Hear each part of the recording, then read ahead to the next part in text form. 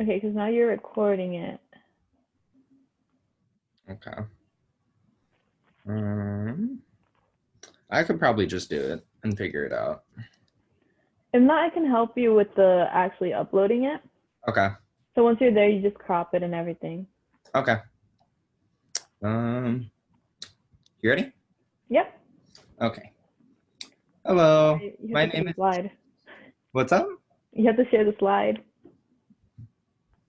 Oh, like the screen?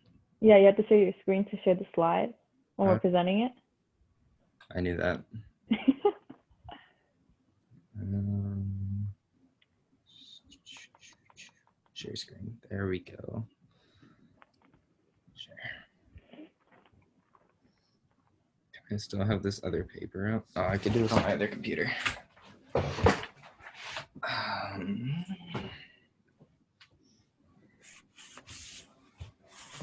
Just gonna place. Sorry. You're good. You're good.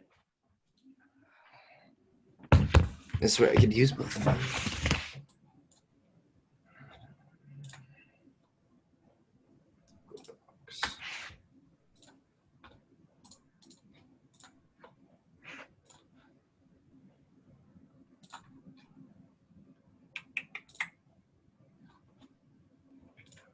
All right.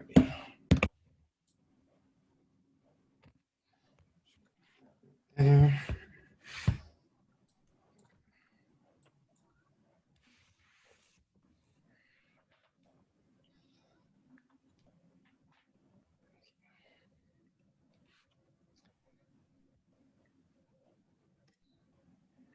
You can only see the presentation part, right? I think you have to hit present because right now I see the whole screen. There you go. There we go. Alrighty.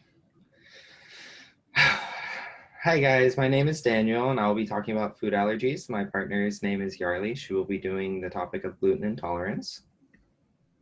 The first top 8 most common food allergies that we should understand are going to include cow's milk, eggs, tree nuts, peanuts, shellfish, wheat, soy, and fish.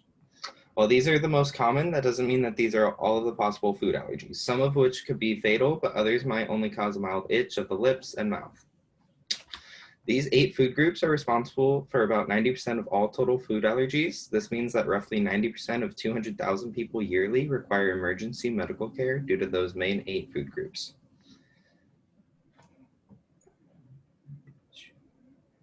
Next, we are going to look at what food allergies are and what causes them, and the process to figuring out if you have one. Food allergies are caused by our immune system by wrongly identifying some of the proteins in a food as harmful.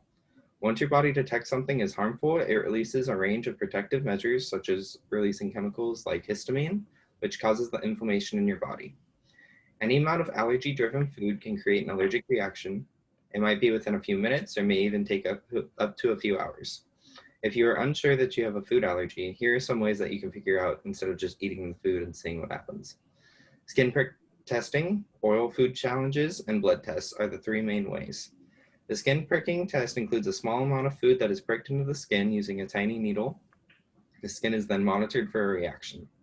Oral food challenges consist of eating the problem food in a controlled environment under medical supervision and gradually increasing amounts. Blood test is the final way to see what allergies you may have. During this method, blood will be drawn at the level of IgE antibodies are measured. These are the 3 proven ways to safely determine if and what you are allergic to. Now let us have a look at how serious the problem just can be. Symptoms can start within minutes of consuming the allergen food, or it may take hours. With a wide varying time frame comes a wide varying amount of symptoms. Symptoms can be very different, such as hives, vomiting, itchy rash, diarrhea, low blood pressure, difficulty breathing, and swelling of the mouth, tongue, or face.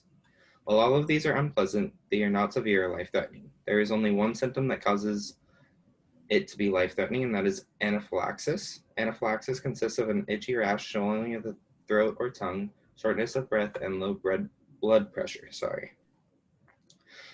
All in all, and after taking a closer look at what food allergies are, what causes them, and how they affect our everyday lives, this information can benefit those with food allergies.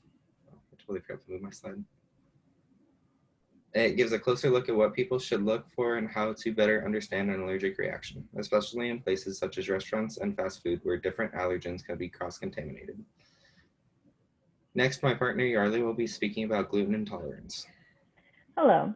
So for the sake of this presentation, we are going to define intolerance as the inability to consume certain food items without having adverse effects. In this case, we'll be talking about gluten. Celiac disease, non-celiac gluten sensitivity, and allergies can all be considered gluten intolerance.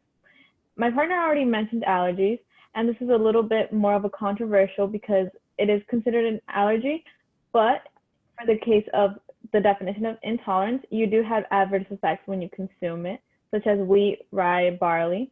However, we're going to be focusing on celiac and non-celiac disease, non-celiac gluten sensitivity in my half of the presentation. Celiac disease is an autoimmune disease which attacks the body, leading to small intestinal issues. And this particular disease, you have to have the genes for it.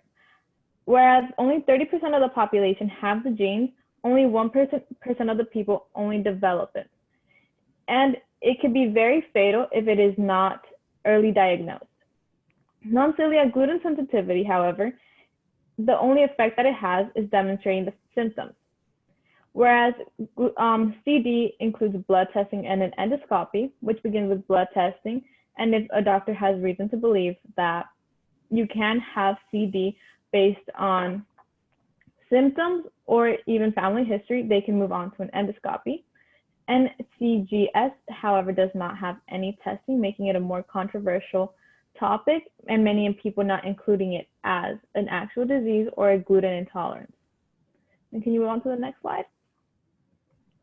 Some symptoms include bloating, diarrhea, constipation, abdominal pain, and headaches, and skin problems. So these are the most common symptoms. However, the most common symptoms in both NCGS and CD is abdominal pain. Bloating, however, is the most common in NCGS, which is about 87% of the time. And where many of these times it could just be something that is uncomfortable, sometimes it could lead to something a little bit more fatal where it comes to CD, because since I did mention it's an autoimmune disease, it's the body attacking itself when consumption of gluten is caused. And then next slide. So for the treatment for gluten intolerance, there are no permanent cures for either one. However, there is a gluten-free diet. However, there comes many difficulties when you are on this diet. One of them is cross-contamination, as my partner mentioned, when it could just be something as simple as someone previous before you use the same spoon to serve themselves something that had wheat, barley, or anything that includes gluten, and then you use that same spoon. It also can be very costly. Since this procedure is a lot more lengthy and it involves more resources to actually produce something that is gluten-free, the cost can be a lot higher than actually purchasing something that includes gluten. And it's also not as readily available in many grocery supermarkets. Therefore, many people have to go to special grocery markets or go out of their way to find somewhere that does have things that are gluten-free. And that's not even including restaurants, how many don't have items on their menus which are gluten-free, which leads to the lack of awareness, which can include just small restaurants not having gluten-free options, or even grocery stores not including gluten-free options.